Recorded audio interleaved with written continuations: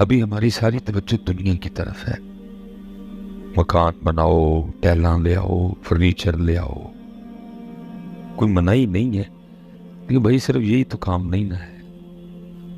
لیکن ہمارا بس یہی ہے، ساری کی ساری توجہ اسی جانب. ابھی ہمیں سمجھ نہیں آ رہی، ابھی دنیا کی محبت کا غلبہ ہے، ابھی سمجھ نہیں آ رہی. لیکن قرآن پاک میں اللہ فرما رہے جب بندے کو سمجھ آئے گی نا اس دن بروز حشر، تو پھر بندہ کیا کہے گا؟ یقول یا لیتنی قدمت لحیاتی، میں نے کیوں نہیں کیا.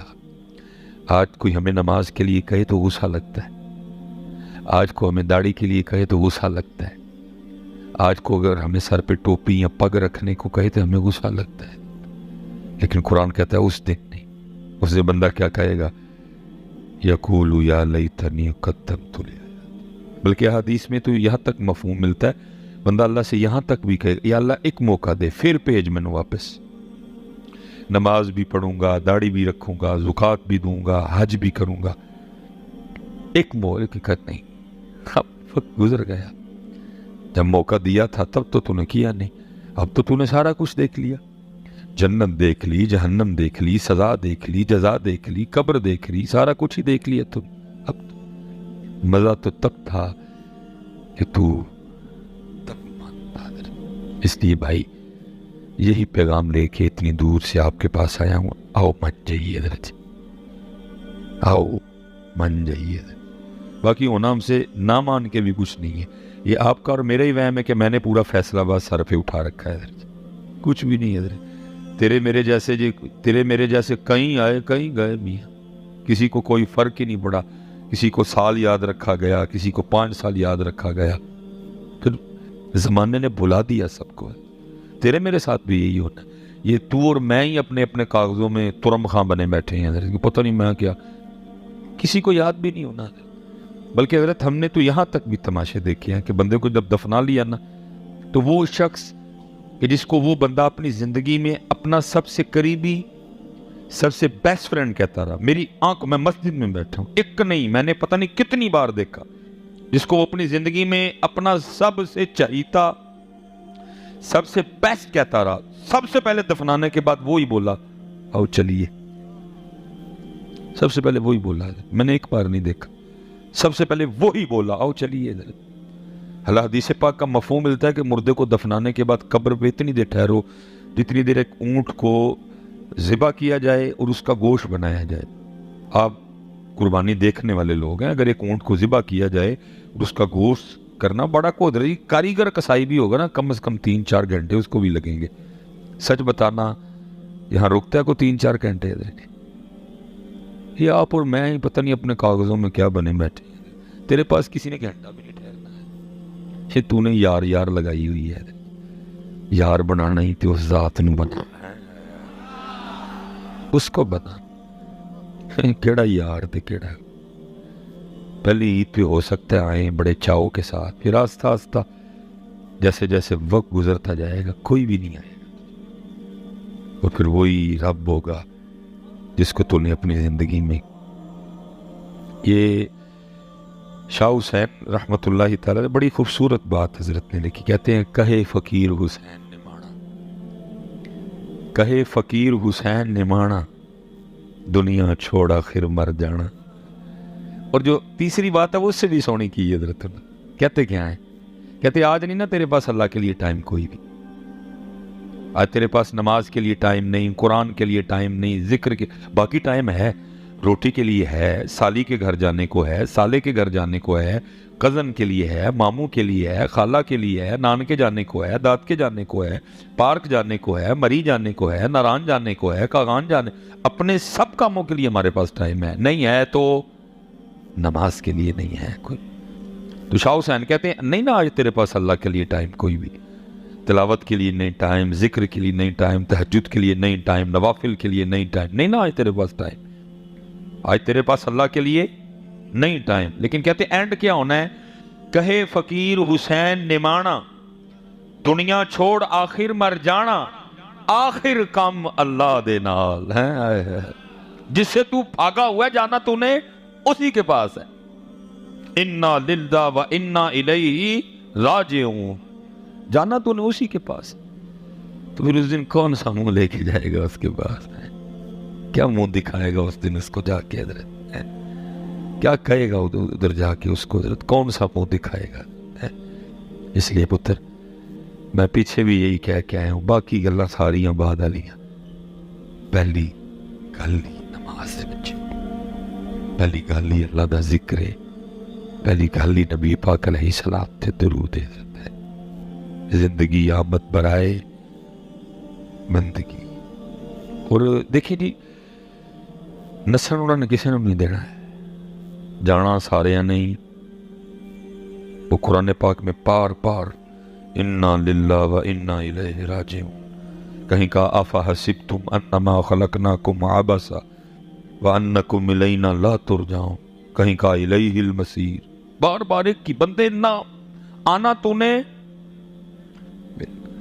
کیف تکفرون باللہ وکنتم امواتا فاحیاکم ثم یمیتکم ثم یحییکم ثم الیہ ترجعون.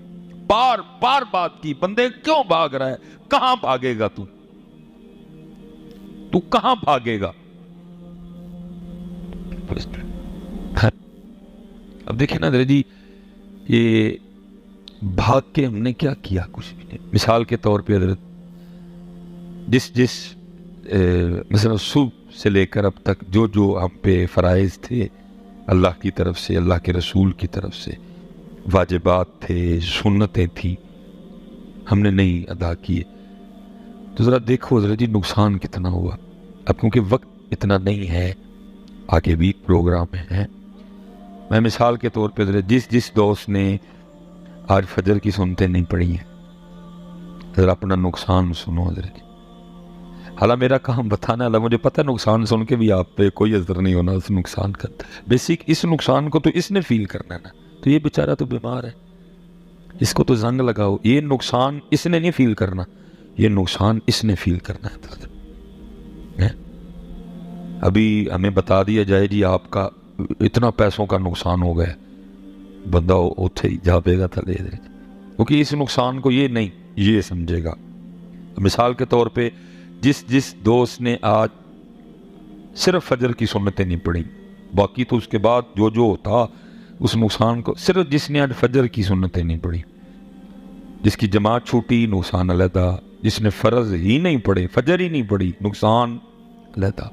اس کے بعد سورہ یاسین کی تلاوت کرنی تھی، وہ نقصان علیحدہ. سورہ رحمان پڑھنی تھی، وہ نقصان علیحدہ. آیت الکرسی پڑھنی تھی، وہ نقصان. صرف جس دوست نے آج فجر کی سنتیں نہیں پڑھی، ذرا اپنا نقصان سنو.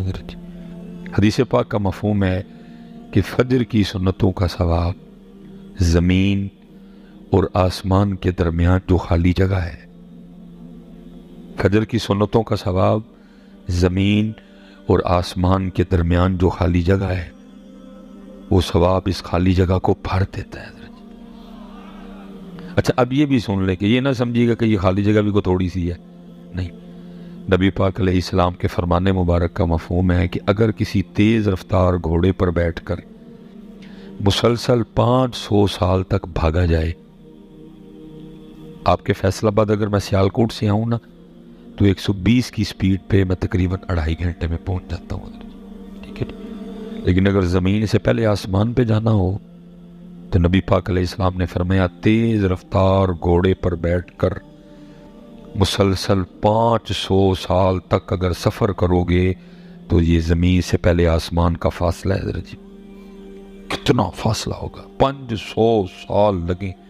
اور جب حضرت جی گھوڑا پوری چوپن پہ بھاگتا ہے نا تو اس کی رفتار 130 140 تک جاتی ہے.